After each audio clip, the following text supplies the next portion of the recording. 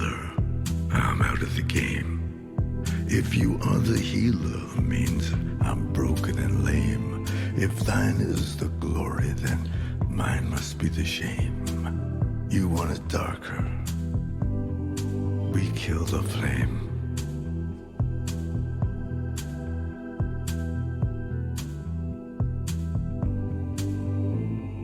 Magnified, sanctified be thy holy name. Vilified, crucified in the human frame.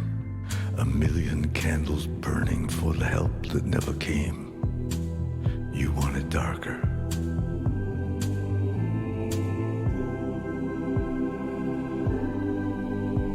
Hey, nay, nay, nay. I'm ready, my lord. Buena noche de jueves, amigos.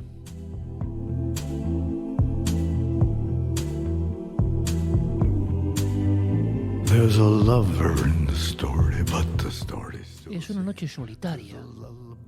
Tenía que ser 2 en la noche y es una noche solitaria. Estoy aquí, en la guardilla, con una taza de té hirviente y en la taza una calavera. We kill the flame.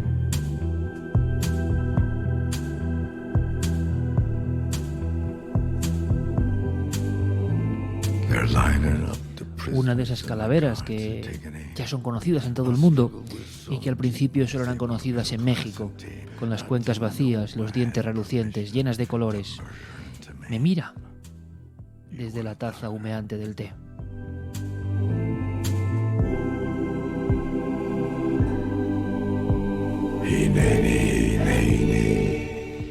Por cuestiones víricas tan propias de estos días, tengo a Carmen y a Alma a no muchos metros de aquí, pero dormidas en plácido sueño después de bregar contra las toses, las flemas y los enviados malignos, invisibles.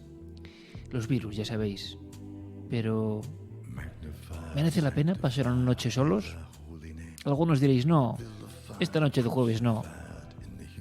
A pesar de que no estés en la noche, quizá merezca la pena. You want it darker. We kill the flame. Cuando uno está un poco enfermo, cuando uno pasa por algún trance, es cuando se pregunta si no es una tropelía increíble, un egoísmo tremendo, no darse cuenta de lo bien que se está cuando uno cree que es normal. ¿Lo normal es estar bien? No. Cuando se está normal, hay que dar gracias y pensar que qué maravilla no estar mal. Nunca lo hacemos. Solo nos preocupamos cuando estamos mal. Cuando pasan los días y nuestra maquinaria responde, no hacemos ni caso. Así somos, ¿verdad?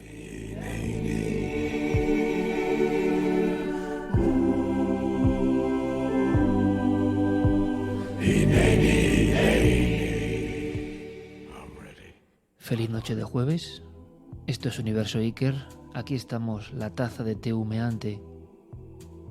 Y la siniestra o no, no lo sé muy bien. Calavera que nos mira. ¿Nos queréis acompañar?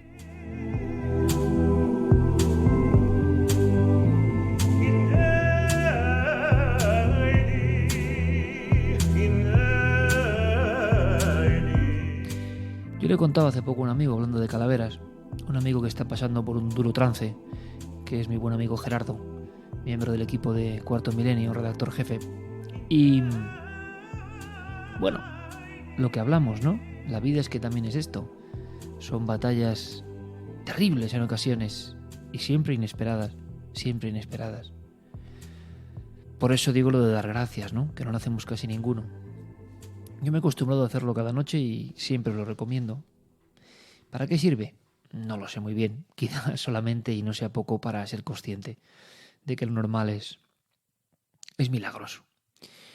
Y a mi amigo Gerardo le decía, y me he acordado ahora mirando a la calavera de la taza de té humeante, que me mire y no aparta la mirada. Voy a poner aquí. Encima de un libro de Stephen King y encima de un libro de Fernando Sánchez Dragó. A mi ver, en la oscuridad y en la noche de la guardilla.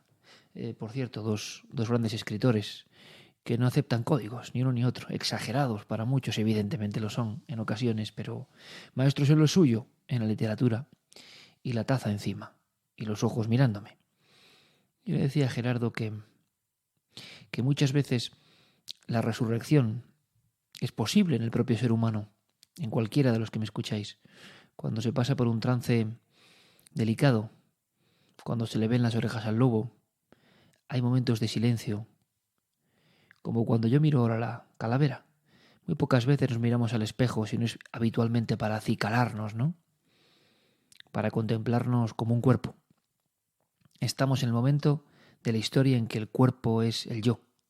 Nunca en la historia el cuerpo ha sido el yo. El alma siempre ha sido el yo.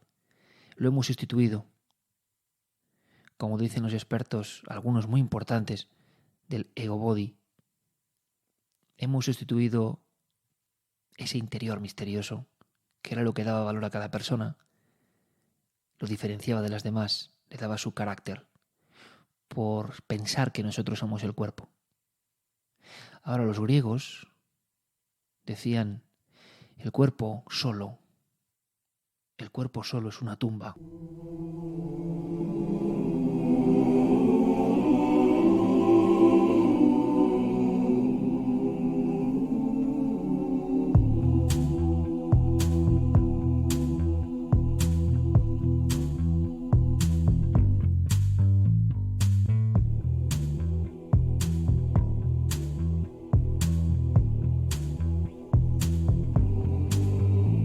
If you are the dealer, I'm out of the game. Decían también los griegos que el sentido de la vida es perseguir tu destino. Hemos prostituido la palabra destino, la hemos abaratado. Sería algo así, etimológicamente casi, destino parecido a carácter, un troquel psíquico que llevamos desde el principio del tiempo, que nace con nosotros, que guiará nuestra vida, nuestro carácter. Ser consciente de ello es muy importante. Cuando te miras al espejo, aunque sea el espejo de la taza y la calavera, cuando te miras al espejo no solo para peinarte, no pasa muchas veces, ¿verdad? Y te miras muy fijamente y te preguntas, ¿quién soy? ¿Estoy siendo fiel a mi destino?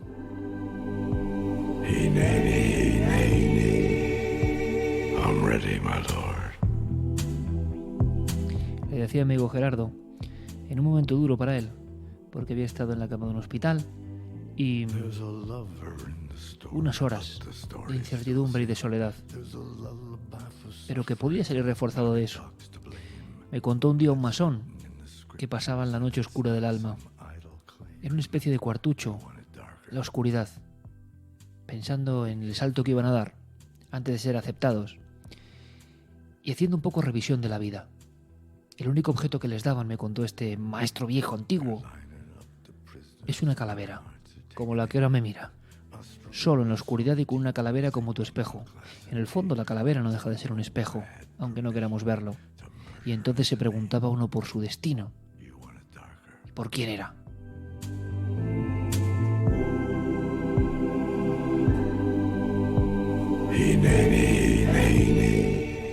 I'm ready, my Ya que tengo aquí estos dos libros mencionados, uno de ellos es glorioso, mientras escribo, el otro lo estoy leyendo, Shangri-La, de Drago. Mientras escribo de King, él habla del entusiasmo absoluto. Dice, nunca mientas, sé fiel a lo que haces. Si escribes, nunca lo hagas por dinero. Escribe poniendo la vida en cada cosa que haces, como hace él. Realmente lo creo. En el libro de Drago hay una frase que es brutal. Un día le preguntaron a alguien, llamado Rafael el Gallo, un torero, años 20. Oiga, ¿usted qué le ha pasado de todo?, le decía el periodista.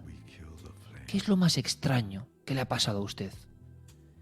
Y aquel hombre se le quedó mirando y, como si fuera un Séneca, dijo, lo más raro, haber nacido. Let me out of the game. If you are the healer, I'm broken and lame. If thine is the glory, Haber nacido. Pocas veces he escuchado algo tan rotundamente y profundamente filosófico. ¿Qué mayor misterio que el de haber nacido?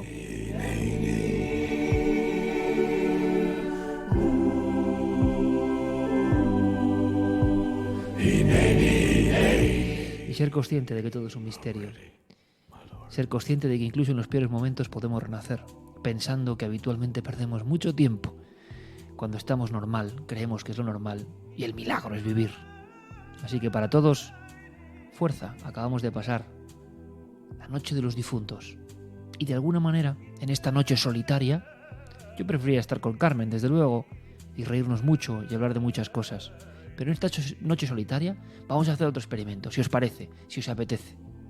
Universo Iker, o Uno en la Noche, os invita este jueves a que vaguemos también por algunas cosas que quizá no se hayan contado de todo el ámbito de la vida, la muerte y el misterio.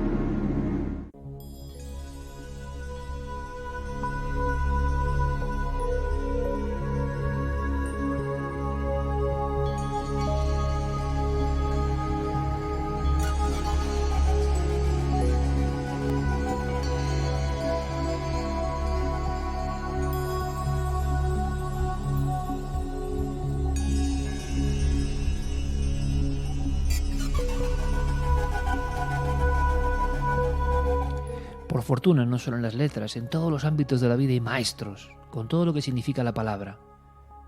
¿Cuántos maestros tenemos? ¿De cuántos podemos aprender? King, el mencionado Dragó, tantos otros, cada uno el que quiera, cada uno el que elija libremente. Para unos eran maestros, para otros eran repudiados.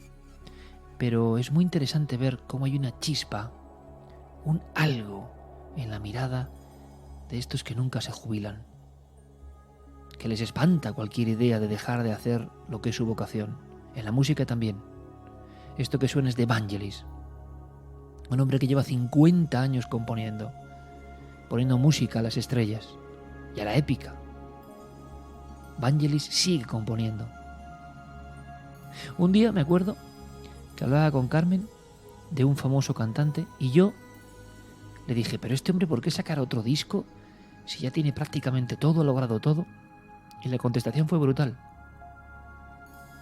Se me quedó mirando Carmen y me dijo, porque es lo que le gusta. Y al final lo entendí porque es lo que yo mismo hago. Toda la vida igual. No hay necesidad. A veces no hay necesidad. Y es estar metido permanentemente en la comunicación para estar en conexión con vosotros y aprender cosas. Vangelis, otro ejemplo que nos pone música en esta noche solitaria.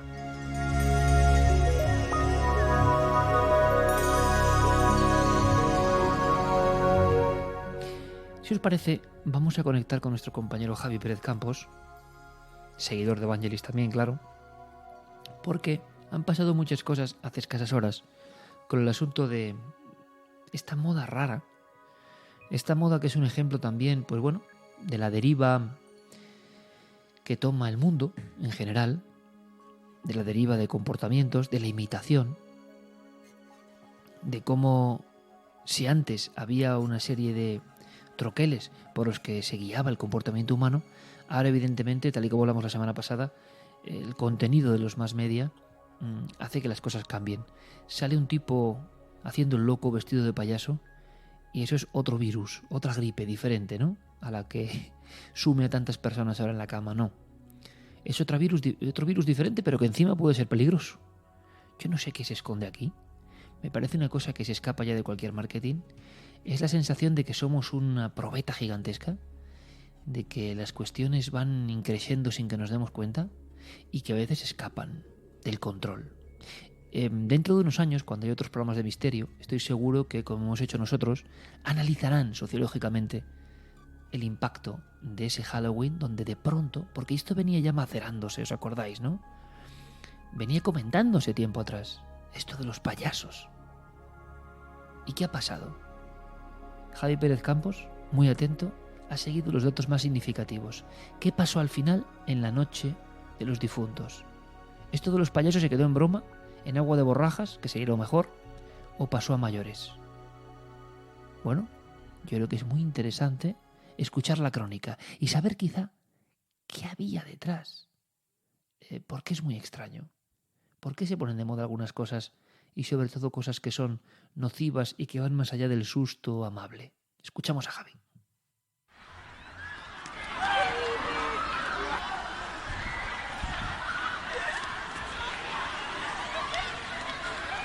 Cerca de 300 personas corren despavoridas por la calle Colón de Valencia. Algunos huyen sin saber muy bien de qué, mientras varias patrullas de la policía se ven obligadas a encender los rotativos en busca del motivo de la avalancha. Entre el barullo hay una palabra que se repite de forma habitual: el payaso.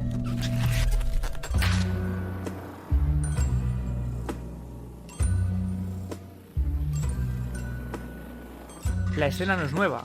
El pasado mes de agosto, un hombre vestido de payaso empezó a merodear por los bosques de Greenville, en Estados Unidos, llamando a los niños para que se adentraran con él en el bosque. Desde entonces, la macabra broma se ha extendido por todo el mundo como si se tratara de una epidemia. En España, también se han producido encuentros con estos siniestros personajes. No les obligué a hacer ninguna tarea. Les conseguí una guapa niñera.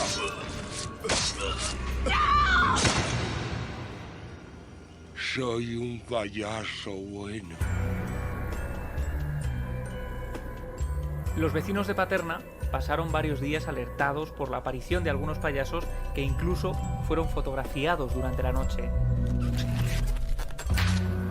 En Gijón, un joven de 22 años sembró el pánico lanzando mensajes inquietantes y amenazantes desde una red social en cuya fotografía aparecía una máscara pálida de mirada triste y sonrisa siniestra.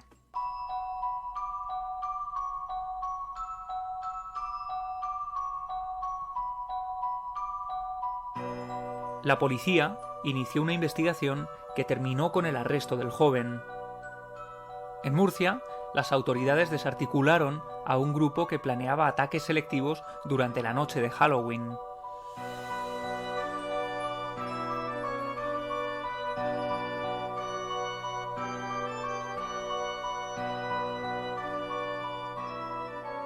Y es que este tipo de actos ha provocado la intervención de las fuerzas de seguridad del Estado. En Cambrados, la Guardia Civil montó un dispositivo especial por el estado de alerta que había provocado una quedada de payasos diabólicos. El grupo de jóvenes pretendía llevar a cabo una pelea multitudinaria disfrazada de esta forma, aprovechando también la celebración de Halloween.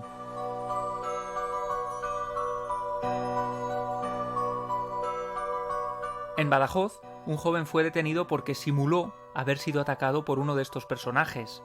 Según él, el bufón llegó a agredirle con una llave inglesa. Pero además de esta falsa denuncia, existen otros testigos que afirman haber visto a gente disfrazada caminando a solas por la ciudad, deteniéndose incluso a observar entre las sombras a los viandantes nocturnos.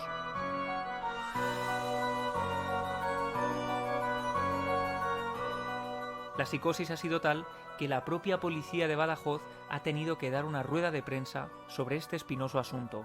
Repito, es acabar con la alarma social que se ha creado con el asunto de los payasos aquí en la capital, en Badajoz. A ver si de una vez por todas podemos terminar con esa psicosis que todos conocéis de los niños, de las madres, de los padres, etcétera, que se ha provocado por un asunto total y absolutamente absurdo. Entonces, eso se está investigando y cuando sepamos alguna solución se les dará.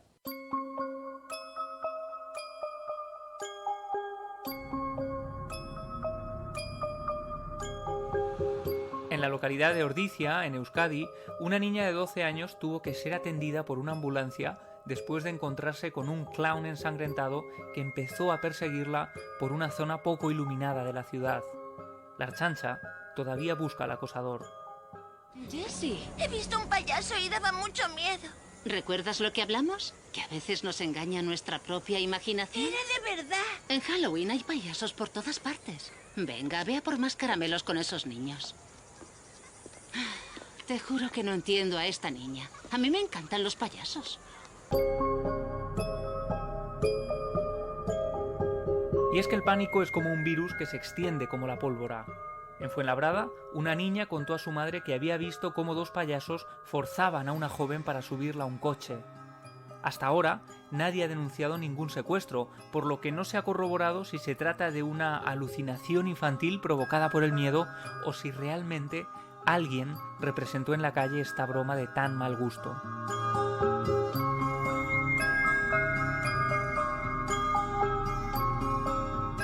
Y mientras el disfraz de payaso iba agotándose en las tiendas, las localidades de Alcázar de San Juan, Cartagena, Hinojos, Almería e incluso algunas poblaciones de Canarias y Baleares vivían alertadas ante la presencia de estos personajes que en ocasiones llegaban a portar armas blancas como parte de la caracterización. Yo soy el payaso tacaño, el payaso bailarín. Tengo que irme. ¿Irte? Espera. Sin esto... ¡Mi barco! Y también el globo. Aquí abajo tengo caramelos, galletas y todo tipo de sorpresas. ¿Todos flotan? Oh, sí. Flotan, Georgie. Flotan. Y cuando tú estés aquí, conmigo, tú flotarás también.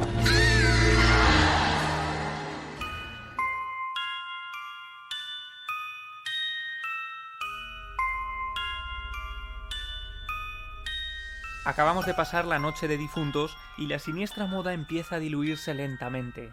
Los payasos, con su máscara pálida, su nariz roja y sus pelucas de vivos colores, vuelven a ocupar su espacio en el fondo de un armario.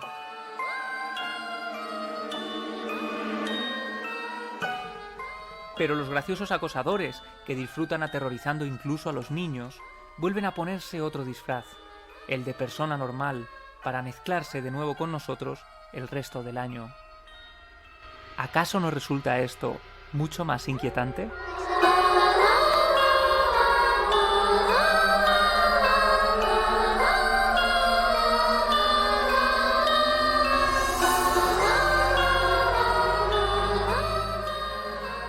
Pues sí, amigo Javier, resulta mucho más inquietante hacer estas cosas tan extrañas y luego volver a la vida cotidiana.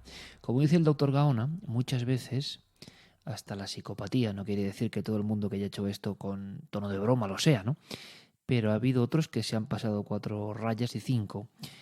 La psicopatía, precisamente, guarda su secreto en que alguien puede parecer encantador y normal y luego tener ese comportamiento desviado, ese comportamiento gélido, y se le cruza por la mente que hay que aterrorizar y aterroriza. Unid esto, amigos, a la muestra que acabamos de vivir, que no es tontería, de que el mundo está globalizado a todos los niveles. ¿Esto no nos está enseñando algo? ¿Esto no nos indica que la moda más estrambótica, los acontecimientos más delirantes? Hace poco hablábamos con el doctor Tomás Camacho de balconing, alucinaciones, drogas y balconing. Si alguien se imagina algo más absurdo, más peligroso y más absolutamente cerril, ¿no?, que el balconing, y sin embargo, en cuanto los medios hablaron, los medios de hoy en día, la difusión digital de hoy en día, enseguida hubo personas que se subieron al salto. Con los payasos igual, ha sido un contagio psíquico. Estamos muy lejos de Orson Welles y la Guerra de los Mundos, o eso nos parece. Pero lo que ocurre es que todo eso está mucho más cerca, a flor de piel. Y la globalización lo hace flotar. Yo me estoy acordando ahora, y hemos hablado mucho de la fobia a los payasos, no del payaso de careta blanquecina con nariz roja y pelo amarillo, naranja, que era como el gracioso. A mí el que me daba miedo o respeto, o esa mezcla de miedo y respeto, era el otro. El parecido a un arlequín. Recuerdo muy bien en Vitoria, en un arenal de las afueras, una de las primeras imágenes. ¿Por qué se nos quedaron esas imágenes grabadas? Creo que era el circo de Tonetti, uno de los míticos de los años 70, y ni siquiera era el payaso, era el cartel recortado de la cara del payaso en la noche, iluminada por un puesto cercano que había donde se asaban carnes y... Entonces ese fuego le daba lateralmente a la cara del payaso, con maquillaje muy blanco, un sombrerito azul, la ceja arqueada, una medio sonrisa y esa lágrima negra como tatuada y mirando fijamente. El payaso listo.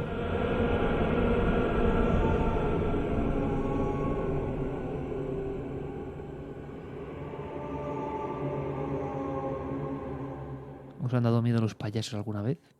Seguramente, lo dicen los expertos en fobias, todo tenga que ver con algo que nos pasó, claro, en ese barro fresco del cerebro, en la infancia. Pero ¿por qué será que coinciden las imágenes, verdad? Eso lo llamaba Jung arquetipos. ¿Por qué algunas imágenes nos dan miedo hoy y ayer, en un continente y en el otro? ¿Qué tienen exactamente? Pues deben tener algo. Algo que nos llega a atormentar. Y por eso muchos desaprensivos utilizan esos resortes, se disfrazan como hace prácticamente siglos y generan el mismo efecto. Hemos aprendido poco. Somos seres con miedos perpetuos. Por ejemplo, la locura cuando se posa en uno o en una porque cree que su casa está encantada. Hay un caso muy claro, y disculpar por el susto musical. Ya sabéis que no puedo compararme a ningún técnico de radio, evidentemente, y que estoy aquí con mis teclas, mientras os hablo siempre, en cualquier programa, en 2 en la noche o en Universo Iker. Gracias por escucharnos en Radioset/directo, o en iVoox cuando queráis a partir de mañana mismo. Yo estoy componiendo la música, o componiendo no, emitiéndola con regletes al tiempo que os hablo. Es una cosa que me gusta, es curioso. No es sencillo y por eso os pido disculpas si sale una subida de voz o un efecto no deseado como este último, ¿no? Sí, estar en una casa sola, con un arma de fuego, una casa como un laberinto, y pensar que estás siendo acosado por fantasmas de personas muertas, no es plato de buen gusto para nadie. Esta historia no es de Halloween, esta historia es real. La mansión Winchester. Es un clásico. Es posible que muchos, escuchantes ahora mismo, ya conozcáis la historia. Pero hay novedades muy interesantes. Esto nunca deja de rodar. Como diría Carlos Murciano, este viejo mundo nuestro cansado ya de rodar por los espacios infinitos. Siempre hay nuevas claves. Las trae Diego Marañón.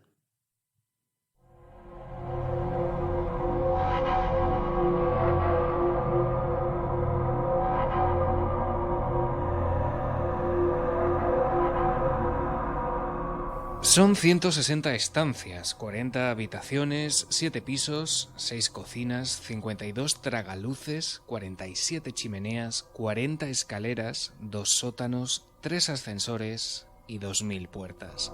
Lo que a todas luces sería una de las residencias más grandes y lujosas del mundo, hoy es para muchos el lugar más embrujado de Estados Unidos. Un laberinto concebido desde su origen, ni más ni menos que para desconcertar a las almas en pena.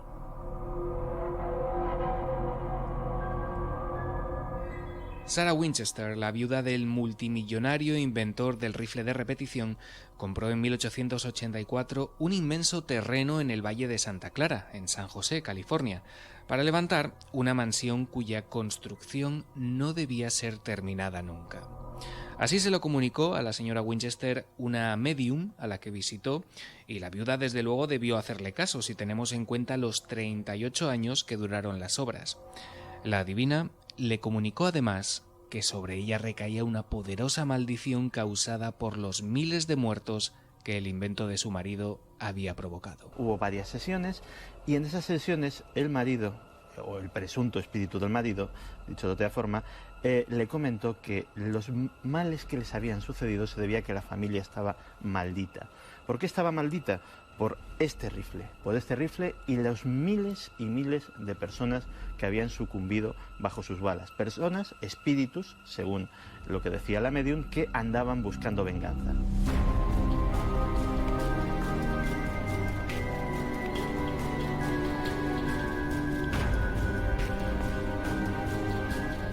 La mansión Winchester es un prodigio de la arquitectura, al menos un prodigio a nivel inquietante, porque en su interior existen escaleras que no conducen a ninguna parte, columnas al revés, ventanas incrustadas en tabiques que no dan al exterior, pasadizos secretos o puertas de distintos tamaños tras las que aparecen muros o que dan incluso al vacío.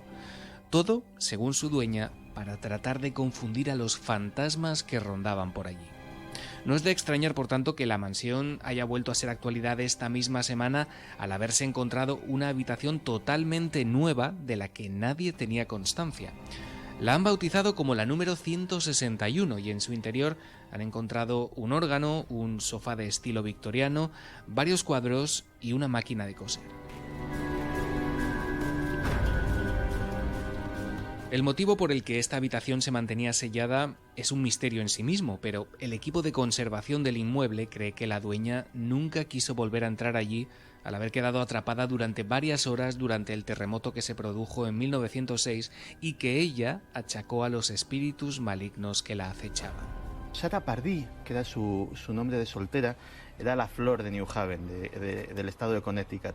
Era una jovencita muy menuda, apenas llegaba al 1,60 m, pero su gran belleza física, su simpatía, la lozanía de todas sus acciones, pues lo compensaban y era posiblemente la mujer más pretendida dentro de la buena sociedad de la época. Tanto es así que fue el propio William Winchester, que ya tenía una notable fortuna propia, el que consiguió pues hacerse con su mano.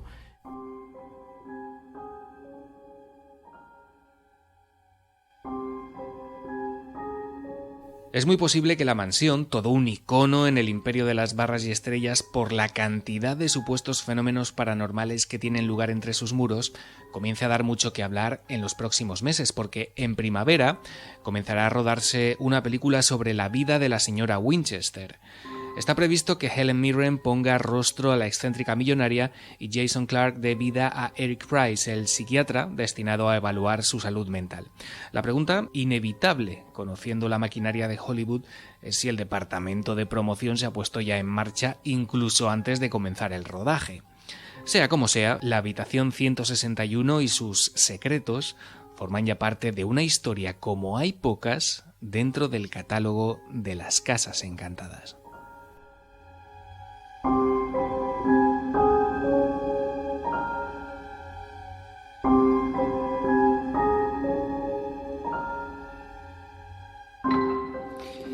Estaba recordando que ese sentirse asediado por los muertos viene mucho antes en el tiempo que incluso las famosas películas, ¿no?, de La noche de los muertos vivientes de George Romero.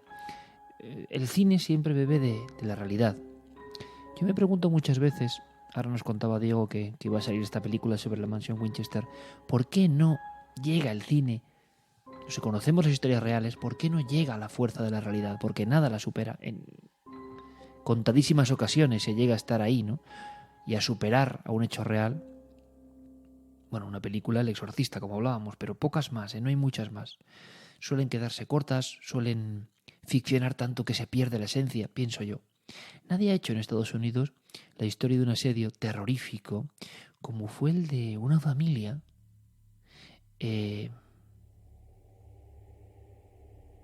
la familia Kelly, la típica casa de campo americana, Y además gente muy bragada. Gente, digamos, de mala fama. Que cogían el Winchester fácil, vamos. Y que tenían atemorizado a medio pueblo. Pocas bromas con ellos. Y sin embargo, uno de los hijos observó, mirando a través de la ventana, como siendo sorprendido, a dos círculos, a dos ojos relucientes. Era una criatura espantosa, como nunca antes se la había imaginado. Estamos hablando de hace más de 50 años, en la América profunda. Y de pronto ese ser, dando un brinco, se subió, desapareció, se desvaneció, pero empezaron a sonar pisadas en el tejado de madera. Otra persona vio a otro individuo avanzando entre la hojarasca. Su intención era clara: meterse dentro de la casa o agredir a los habitantes que ya estaban atrincherados con las escopetas.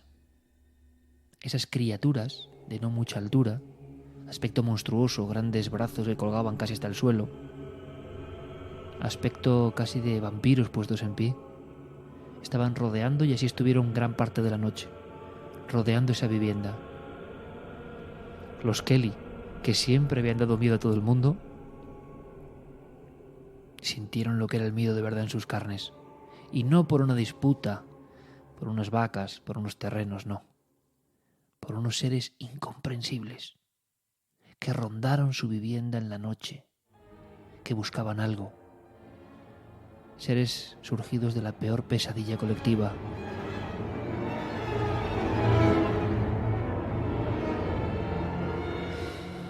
Fueron testimonios difíciles de creer en su tiempo, que se examinaron, y hoy la verdad es que la historia del asedio a Kelly y de los tiroteos que hubo contra estos seres ha pasado a formar parte de la pura iconografía americana del misterio.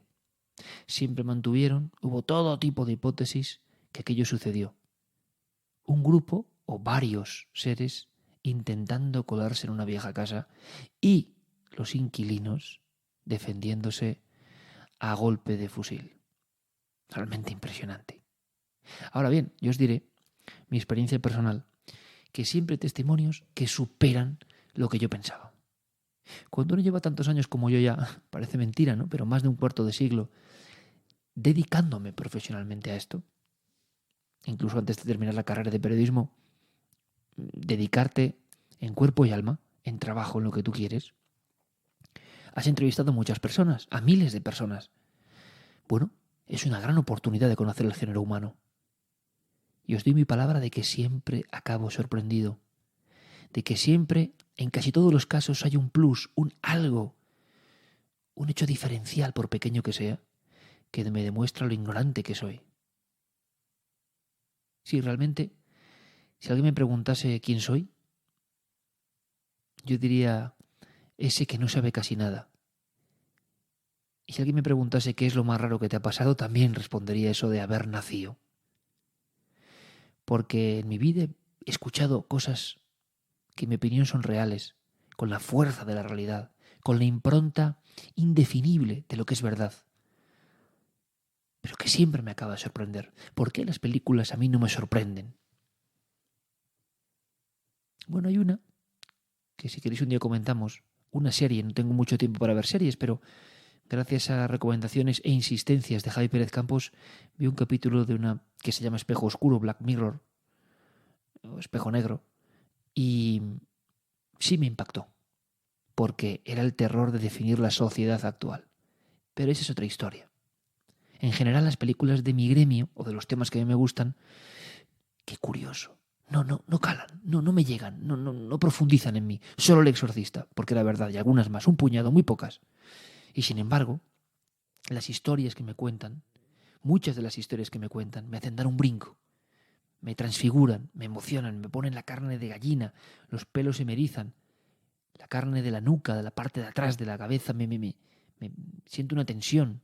Es la vieja sensación, como diría Benítez, ¿no? Que a él le pasaba cuando iba a investigar, y me ha pasado muchas veces al llegar a un lugar donde ha pasado algo, al entrevistar a algunos testigos. La vieja sensación. Siempre ocurre cuando escucho testimonios. Desde luego hay algunos que me gustan más que otros, algunos que puedo creer incluso más que otros, algunos de los que tengo más dudas que otros, como en todo en la vida. Pero la inmensa mayoría pienso que están troquelados por una experiencia real, que puede tener una explicación o no, ojo. Cuando ya el caso es inexplicable y alguien sabe transmitirlo, alguien sabe rememorarlo, alguien lo transmite, lo comunica con la fuerza, como suele pasar, casi vívida todavía del encuentro, eso es una fuerza increíble. Eso es cuando te preguntan, ¿cómo sabes tú los casos cuando? Es que no hay respuesta, porque es sentirlo cuando te lo cuentan. Hay casos increíbles. Y nosotros seguimos recibiéndolo en la línea de WhatsApp. Y Guillermo y Diego lo siguen tanto acumulando como puliendo para seleccionarlo, hacer esa pesca y que vosotros disfrutéis de testimonios, que es lo importante, que sea algo recíproco.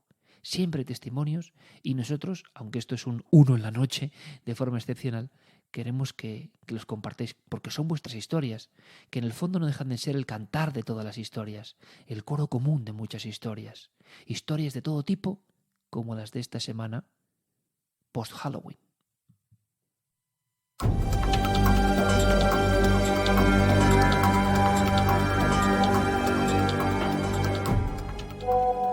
Hola, me llamo Mónica.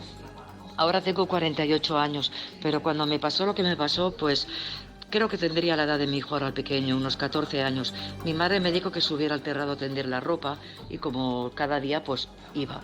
Me acuerdo perfectamente que miré la vista para arriba y de verdad es que no sé cómo explicar. Era una luz redonda con un montón de lucecitas al lado de muchísimos colores.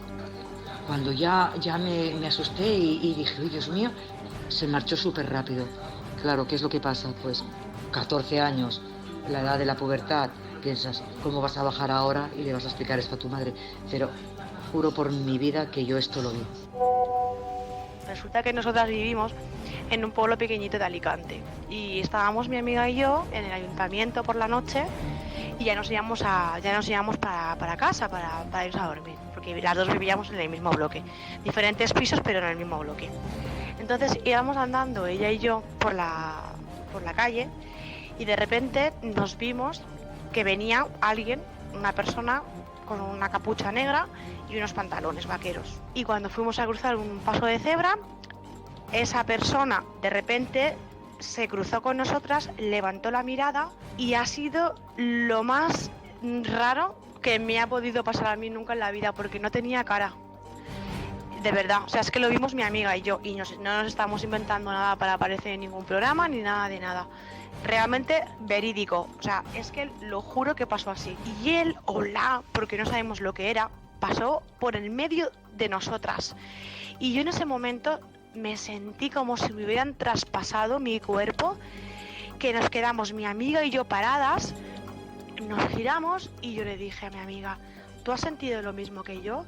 Y mi amiga me dijo, es que de verdad no he podido ni moverme. Yo no sé si fue un ángel, si fue un demonio, no lo sé, pero era algo muy siniestro. O sea, yo sentí y mi amiga sintió como que nos traspasaban. No sabemos qué es lo que realmente pasó. Así que nada, muchísimas gracias y un saludo.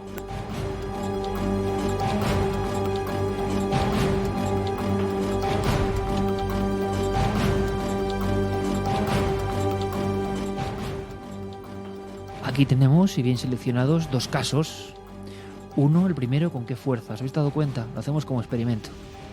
¿Con qué potencia? Juro que eso estaba ahí. ¿Con qué rotundidad?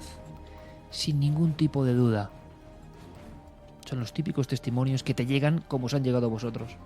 Y el de la otra chica insiste, seguramente observaron algo raro, pero hay otros códigos. Nos parece muy difícil de creer, evidentemente. Un encapuchado no tiene rostro, sin embargo, sí que hay un dato que es curioso. El absurdo de ser alguien con pantalones vaqueros. Tú te inventas algo y te inventas, imagino, un monje, una figura fantasmal, diabólica, pero no ese absurdo que a veces es el marchamo de lo real, de la irrealidad real. Un tipo con pantalones vaqueros que va estrambóticamente vestido y la sensación posterior, que yo estoy convencido que, y es una opinión personal, es un elemento adquirido porque ellas han visto algo anómalo, les ha sorprendido, han creído ver y las dos luego ya añaden esa sensación de ser traspasadas. Yo no tendría duda en absoluto del primer caso, seguro. Os hablo como experimento, ¿eh? Y del segundo, pensaría yo que hubo algún tipo de anomalía visual. Algo ocurrió que las chicas creyeron ver, como nos pasa a veces con un efecto óptico, no porque no pueda ser verdad, sino por la forma de contarlo. Y se ha producido tal shock que hay una especie de expansión del lenguaje cuando se cuenta, que es muy diferente a la concreción, a la rotundidad, a la fuerza. También son diferentes las edades. Pero yo, por apostar, diría que estas chicas tuvieron un encuentro natural con algo que les confundió, que les dio mucho miedo, que puede pasar, y ocurre, con muchas imágenes cotidianas puede ocurrir el miedo, y que así lo vivieron. Como no pudieron descubrir quién era ese personaje, que vaya usted a saber por qué iba así, y Diego y Guillermo lo cogen muy hábilmente porque acabamos de ver la oleada de personajes estrambóticos, ¿no? Esto no es nuevo, lo estamos viendo. ¿Qué vieron? Un tipo sin cara. O de alguna manera algún tipo de deformidad y daba la impresión de que no tenía cara. El impacto que se produce en las dos. Yo diría que el segundo caso, siendo gabinete de expertos esto casi, y yo no soy ningún experto, pero por la pura vivencia de tantas entrevistas diría que el segundo caso podría tener explicación, en mi opinión, y sí que creen las chicas en lo que han visto.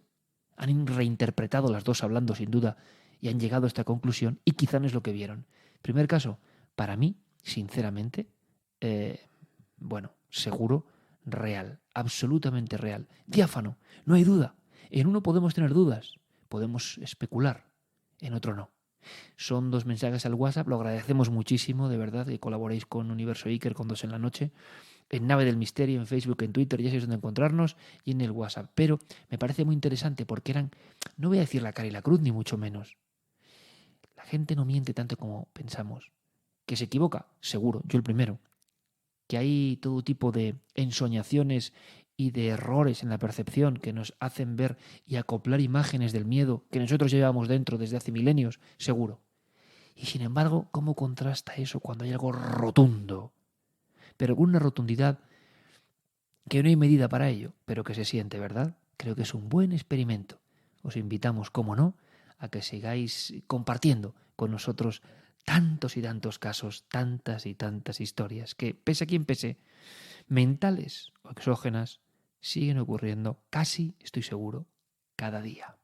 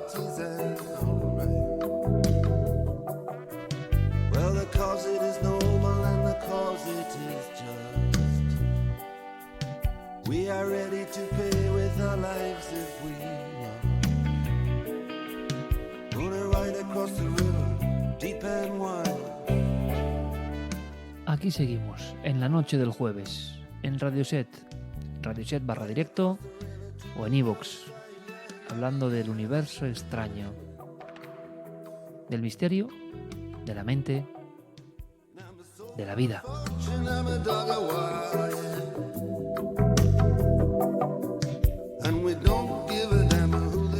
Me sigue mirando la calavera en la taza de té, pero le voy a dar un sorbo. Así, como mandan los cánones, miro la calavera y ella me mira. Es el eterno diálogo de la vida, aunque no queramos verlo. Y resuenan en mí esas palabras. Me han impactado muchísimo, que aparecen en el libro de Drago. ¿Qué es lo más extraño? Buscando el detalle, ¿no? ¿Qué te ha pasado? Vaya respuesta. Del gallo en aquel momento. Haber nacido.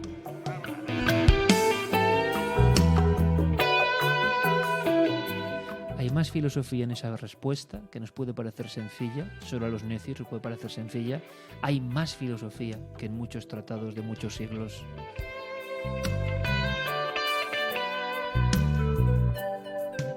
Porque la vida toda es misterio, seamos conscientes o no, desde el primer llanto hasta el último suspiro, desde el inicio del paréntesis hasta el final. Qué cosa más extraña es la vida. Qué maravilloso sería de vez en cuando darse cuenta de eso.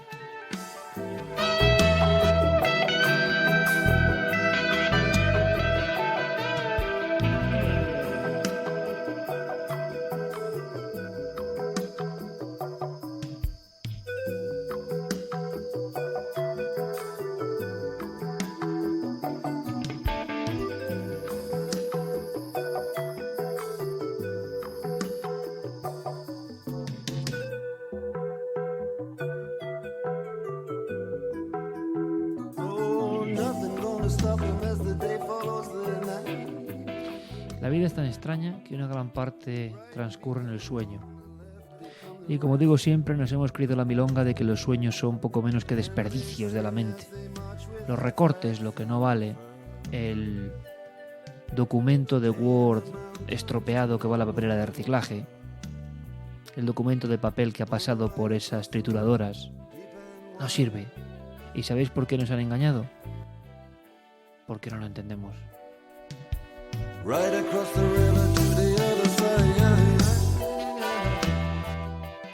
Es una de las grandes conspiraciones, y habría que hablar de la conspiración del sueño. Mi querido amigo Javier Sierra me hablaba de un libro. Qué majo es este Javier, que la gente que tiene esa chispa, es que es tan difícil de explicar, o no lo sé. Pero comí con él la semana pasada. Nos conocemos hace más de 25 años. Y cuando quedas con Javier siempre es un nuevo libro, una nueva historia. ¿En qué estás? Y él me dice a mí, ¿y tú en qué estás? Y estás es ¿en qué mundo buceas? ¿De qué universo has salido y dónde estás ahora? ¿Qué te atrae?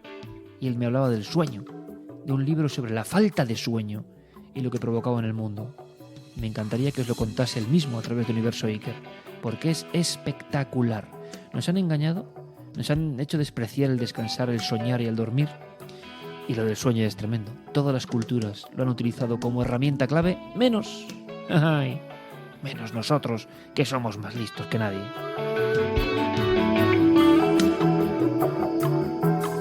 Bueno, pues de sueño nos habla la querida Clara Tahoces, que como sabéis, aparte de ser una auténtica crack en todo lo que hace, una persona de una voluntad férrea, una gran, yo la conozco también hace, como todos los de la quinta, ¿no? Hace un cuarto de siglo más, pero de verdad, qué alegría tener en el equipo, qué alegría tener en el equipo, integrada, siempre ha estado en el equipo, pero más integrada que nunca en los últimos años, porque es una currante. Luego la gente dice, ¿por qué le va bien? ¿Por qué le va mal? ¿Por qué hace este libro? ¿Por qué? Los que le van bien, habitualmente, y si Dios y el cosmos y lo que queráis, el Padre Cósmico quiere, es porque tienen tan empeño, tal vocación, pues que lo demuestran. Y Clara siempre ha estado muy hilada a los sueños, siempre ha considerado que los sueños son territorio vedado para la lógica, territorio abierto y libre para el misterio. Y me decía, Iker, quiero contarte algo, algo sobre sueños premonitorios, nuevos casos muy sorprendentes. Y yo le digo, ¿sí? ¿Cuánto de sorprendentes, Clara? Porque hemos escuchado muchas cosas de sueños premonitorios. Y me dice ella, que es muy lista, me dice, escucha.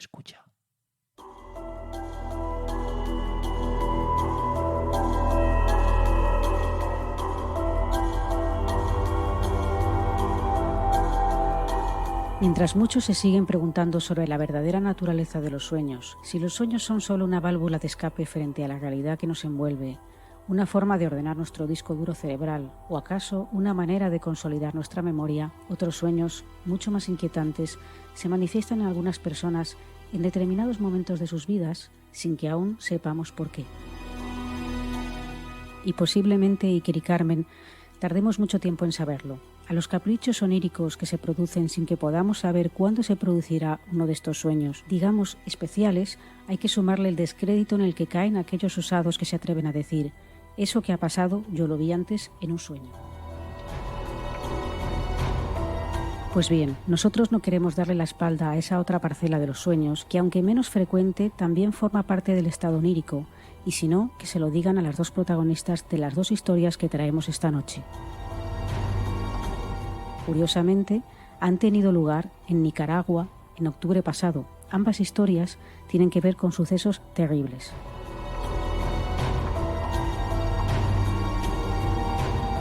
El primer caso se produjo en Managua, en un barrio de la capital. La policía recibía a principios de octubre una denuncia, lamentablemente otra más relacionada con abusos sexuales a menores. La madre de una niña de 8 años daba la voz de alarma ante la posibilidad de que su hija estuviera sufriendo abusos sexuales por parte de su pareja, el padrastro de la niña.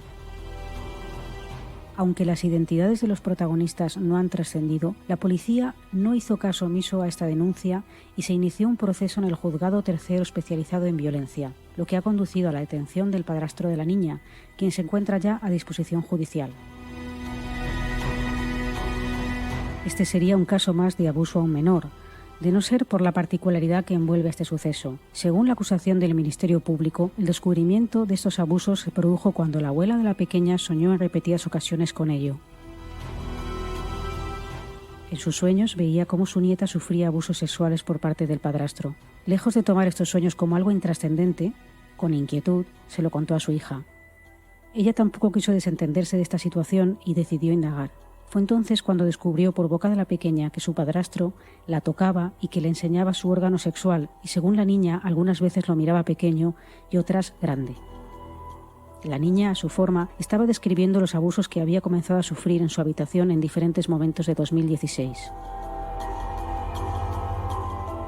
En este caso, al menos, estos sueños sirvieron para alertar de una situación que podría haber acabado siendo peor. Sin embargo, en el segundo caso de esta noche, no sirvieron para evitar la tragedia.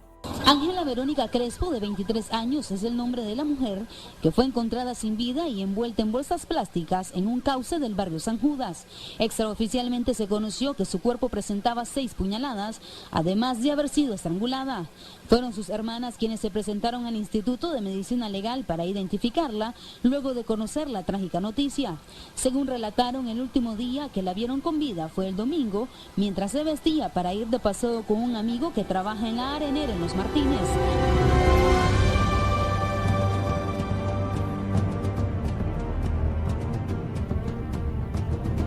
Ese domingo 9 de octubre, Ángela Verónica Crespo salió a tomar algo. Unas horas después, su madre, Carmen, quizá ya con el desasosiego instalado en el cuerpo, apenas pudo conciliar el sueño. Sin embargo, lo poco que pudo dormir le trajo una espantosa visión. Que yo la miraba a ella bañándose con agua sucia. ¿Ese mismo día? Esa misma noche, el domingo en la noche. Sí, por eso es de que yo sentí el presentimiento pues en la mañanita que amaneció el lunes en la mañana. Yo llorando, yo le decía a esta, yo presiento algo, yo tengo un vacío dentro de mi corazón. Yo tengo un vacío dentro de mi corazón, yo no lo aguanto, yo quiero que me digan, vamos a una parte para que lo ayuden y busquen. No me decían esto, a ella no le ha pasado nada porque tal vez viene como a las 7 de la mañana, a las 8.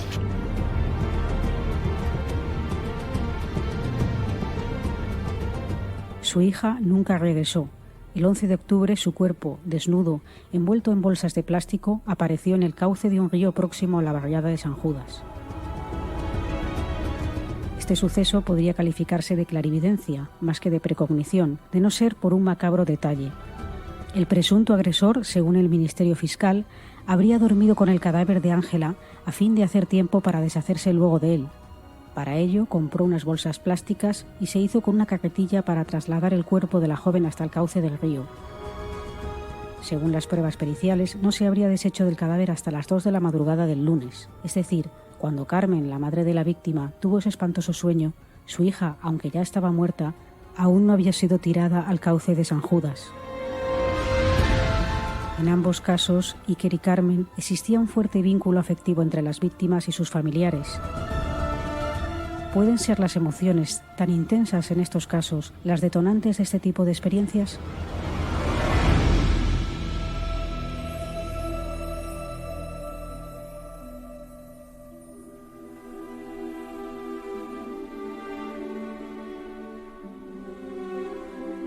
¿Vosotros qué opináis?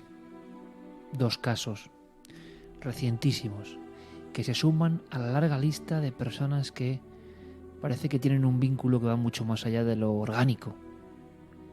Un cordón umbilical entre una madre y una hija que se mantiene y que lanza pulsos y que conecta. Qué tristes casos. ¿Por qué las premoniciones? La gran pregunta sería ¿por qué las premoniciones casi siempre tienen que ver con hechos luctuosos? ¿Por qué el drama del mundo, que es tan intenso, tan exagerado, tan de locura de esta especie, desde luego muy mal hecha, bendecida con una inteligencia que supera cualquier cuestión, tocada con pinceladas de la gran belleza del arte y de la sensibilidad, pero con esa brutalidad, con esa oscuridad, con esa miseria, con esa envidia, con ese asco que nos da el semejante en ocasiones, porque es un auténtico demonio? ¿Por qué cuando hay sangre, cuando se rompe el milagro de la vida, ¿no? El gran misterio de la vida, alguien lo rompe y lo profana? ¿Por qué entonces es cuando surge la premonición con más fuerza? ¿Por qué esos destellos no suelen ser tanto para causas felices, que las hay, y sin embargo se manifiestan como una cicatriz cuando aparece el tormento? ¿Por qué?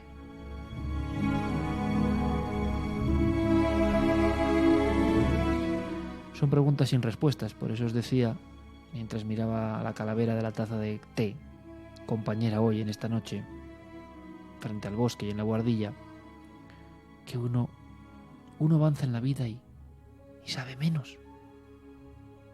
Me río yo del que se dice a sí mismo sabio. Si queréis saber mucho del ámbito de la vida, no digo de determinadas disciplinas, por supuesto, que se puede saber y muchísimo. Se puede saber uno de memoria hasta un listín de la guía de teléfono si quiere. Y eso es sabérselo. Pero más que saber, digamos, comprender, entender la maquinaria esta de la vida. Me río yo de quien diga que lo sabe, porque todo me parece cada vez más misterioso, más insondable, más lejano, mucho más lejano de lo que pensaba.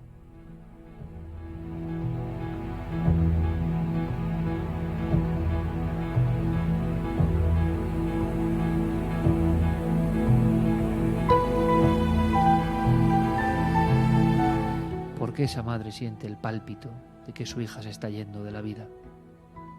¿Qué mecanismos se han puesto en marcha para comunicar a 2 personas separadas del mismo cuerpo, pero que han sido el mismo cuerpo?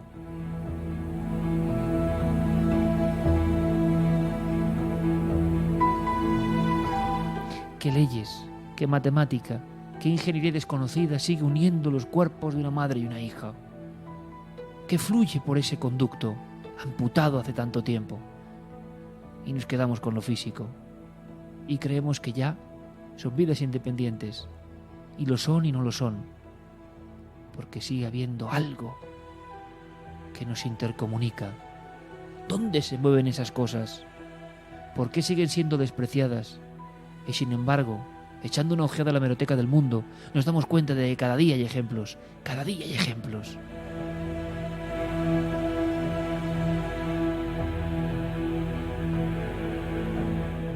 Decía mi querido amigo Javi Pérez Campos, un sabio, para su edad un auténtico sabio, y para su edad y sin su edad, que está ahora de promoción de su libro Los Otros, que es una maravilla del que hablamos aquí y hablaremos más veces, que es un canto a la trascendencia, que es un libro para el alma, sin duda, un libro bueno para el alma, para el intento de comprensión de quiénes somos y quiénes son los otros quizá. Y me decía Javier, entre emocionado por el impacto que está teniendo y también un poco abatido, un poco sorprendido, el asombro del joven, ¿verdad? El asombro del joven que aún no ha visto las orejas al lobo. De la falta de sensibilidad en muchos entrevistadores. De la distancia. A veces de ámbitos de la propia Iglesia. ¿qué más da la Iglesia y cualquier iglesia muchas veces si miembros concretos se repiten una y otra vez en los mismos códigos? Y en muchos casos, no en todos por supuesto, pero en muchos casos, estos que deberían ser ejemplo de trascendencia son todo lo contrario. Si han olvidado ellos la magia de la trascendencia, si gente que se dedica o está en el ámbito de la religión te habla del misterio como algo negativo. ¿Y qué religión hay sin misterio?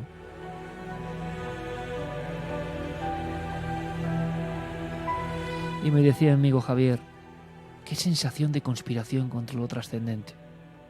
Y yo le decía a Javi, más bien le escribía, estamos dando vueltas siempre a lo mismo. Somos conscientes a retazos de que hay un enorme interés, hasta de los religiosos, de cualquier ámbito, en separarnos de lo trascendente real. A lo mejor lo trascendente real no sabe de iglesias, de ninguna, de ninguna, ni de la iglesia, ni de la mezquita, ni de la sinagoga. A lo mejor la verdadera trascendencia pura, la conexión con lo superior, sabe poco de intermediarios. Eso se siente. Y sentir eso puede ser peligroso para muchos intereses, ¿no creéis?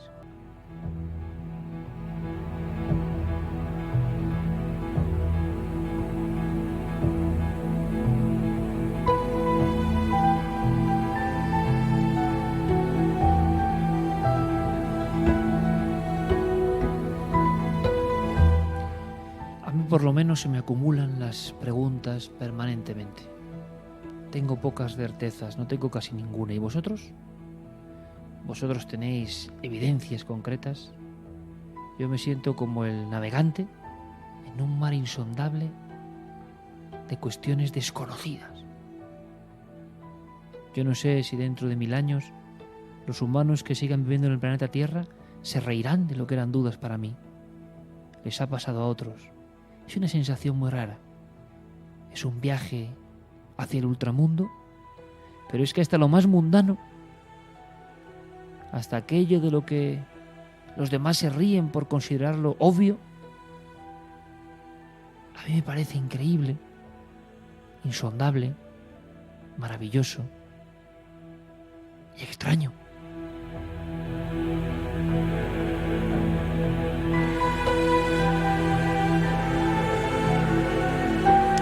Como decíamos al principio, en esta noche en la que hemos bordeado un poco el sentido, ¿no?, del viaje iniciático de la trascendencia y del mundo de los muertos, como decía Peter Kingsley, también en uno de los más grandes libros de la historia, En los oscuros lugares del saber, aseguraba Kingsley que, para los antiguos, había una cosa fundamental: conocer lo que era la muerte y el ultramundo antes de morir.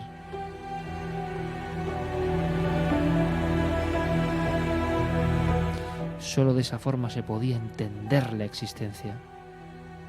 Ahora, por vez primera en la historia, hemos evitado la muerte, la hemos escondido, la hemos emparedado, no queremos ni escucharla, la despreciamos, como si con eso la hiciésemos desaparecer. Se ha ido a los cementerios, pero de forma ritualística y por ese mismo contagio que hace que algunos salgan con máscaras de payaso a dar sustos. Pienso yo que en muchas personas, no en todas, siempre lo digo, ya no hay un sentimiento de por qué se hace lo que se hace. Dejar flores, pero ¿qué sentido sobre la muerte tenemos si la estamos escondiendo permanentemente? Si cuando alguien la menciona, otro dice ¡calla, calla! Y sin embargo los antiguos sabían que sin muerte no había vida, ni sentido de nada, que esto era una fase más, una preparación para una aventura que continuaba en otros universos. Solo se podía valorar la vida de verdad si se sentía la experiencia de la muerte, si se intuía y atisbaba que estaba por ahí. Somos los únicos que rechazamos la muerte y por eso vivimos mirándonos al espejo de nuestro propio selfie, permanentemente convencidos de que lo importante es el cuerpo, que yo soy mi cuerpo, yo soy este ser físico. Tampoco se entiende muy bien el concepto de alma si uno esconde la muerte.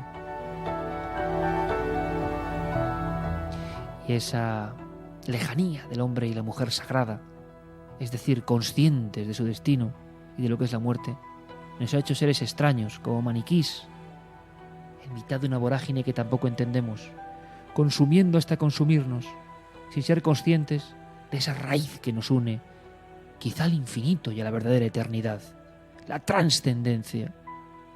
¡Qué lejos está! Y cuando llega Halloween, uno piensa, viendo lo que ve, si realmente esa sensación de comunión, esa fusión entre la vida y la muerte, que es el misterio de la existencia, uno piensa, repito, con lo que ve, si no está todo eso más lejos que nunca. Si esto que hemos contado esta misma noche de representación de la mente colectiva no es lo lejos que estamos de aquella mujer, de aquel hombre antiguo, que sabía que tenía que exprimir la vida, ser feliz, imagino, dentro de sus posibilidades. Y había una coherencia y ley universal, que es que se iba a morir, lo tenía muy presente. Y quizás solo sabiendo que iba a morir podía amar de verdad a sus hijos, a los suyos, a sus tierras, a su gente, a sus animales, a la vida. Cuando el ser humano pierde conciencia de la muerte y es lo que nos intentan meter en la cabeza, también pierde en parte conciencia de para qué sirve vivir. ¿O no?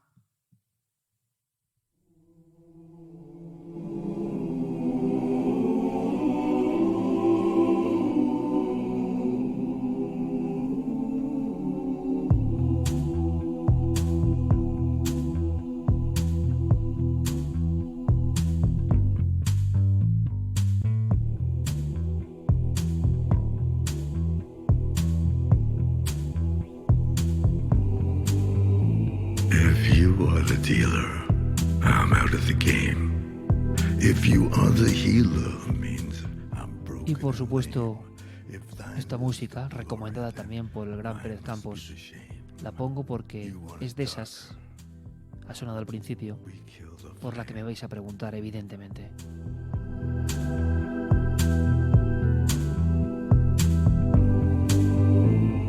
Magnified, sanctified be thy holy name. Porque tiene algo indefinible y tiene que ver con la vida y con la muerte. Burning for the help that never came. You want it darker. El libro de Stephen King, mientras escribo El Shangri-La de Dragó, Leonard Cohen sonando. Leonard Cohen. Y la taza con una calavera. No estaba preparado. 1 en la noche, porque hemos hablado de la soledad, del ser humano ante la vida y la muerte y su misterio, con la resaca aún de esa fiesta extraña que no acabamos de entender, o cómo se ha transformado y cómo ha globalizado todo, pero intuyendo que puede ser un buen momento para decir, podríamos un día pensar en quiénes somos, en cuál es nuestro destino, en si estamos cumpliendo las pautas, porque alguien en algún lugar quizá nos troqueló, nos dio una misión. Esa misión tiene mucho que ver con la vocación, la de cada uno. Y si uno no ha conseguido su vocación, que no se desespere y que la siga persiguiendo. Quizá ese sea el mensaje para conseguir el destino. La vida y la muerte han dejado de ser casi pensamientos en el hombre moderno, en el ser humano moderno. Bueno, estar solo, como muchos de vosotros están escuchando, seguro, significa también mirar hacia el interior. Lo hacemos muy poco, yo creo, muy poco. Yo os invito a hacerlo. No tengo ningún consejo más. Pero a veces uno, de los trances de soledad, de mirarse al espejo y no para hacerse un selfie, sino mirarse sus propios ojos, y salir reforzado, como con ganas. Cuando hay un bache, más todavía. Merece la pena vivir este misterio, porque un día se desvanecerá. Es el gran mensaje de todas las culturas, de todas las que hemos celebrado el Día de los Muertos, pero ya muy lejos del mensaje original, ese mensaje que destella allá a lo lejos. If thine is the glory, mine must be the shame. You want it darker. Feliz vida, amigos, feliz misterio, Feliz jueves. Hasta pronto. Hineni